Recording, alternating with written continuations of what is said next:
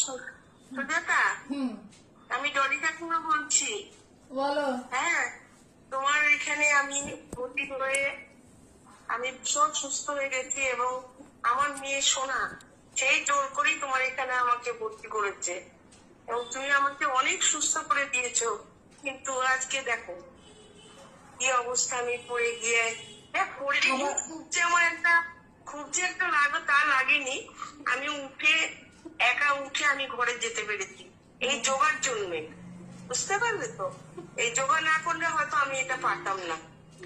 এখন আমি অনেক ভালো আছি এবং ভালো থাকবো। তোমার কাছে আছি যখন আমি ভালো থাকবোই।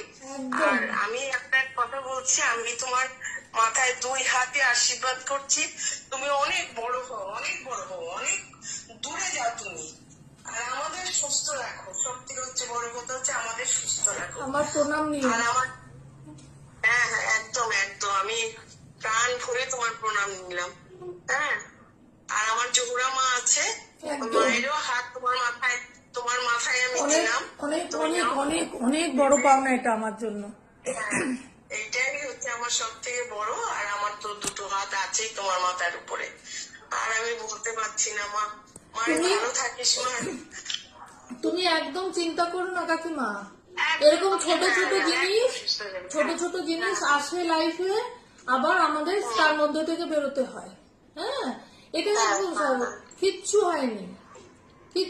সবাই যেন খুব ভালো থাকে, আমরা সবাই একদম দূরে থাকবো। এবং বলে না যে কারো কাছে আমরা বন্ধুরা, যখন কেউ কোনো বন্ধু টিফিন না আনে তখন আমরা কি করি, আমরা বন্ধুরা কি করি, এর থেকে এক টুকরো রুটি, ওর থেকে একটু মুড়ি, ওর থেকে একটু দিয়ে আমরা বন্ধুরা ভাগ করে খাই না, যদি তার না থাকে।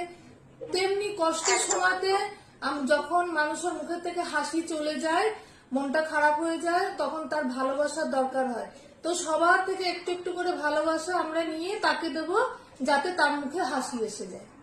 হ্যাঁ, আমি তার সবার থেকে নিলাম ভালোবাসা। সবাইকে ভালোবাসা একদম এরকমই থেকো, ভালো থেকো, আর তাড়াতাড়ি সুস্থ হয়ে যাবে, একদম চিন্তা করো না।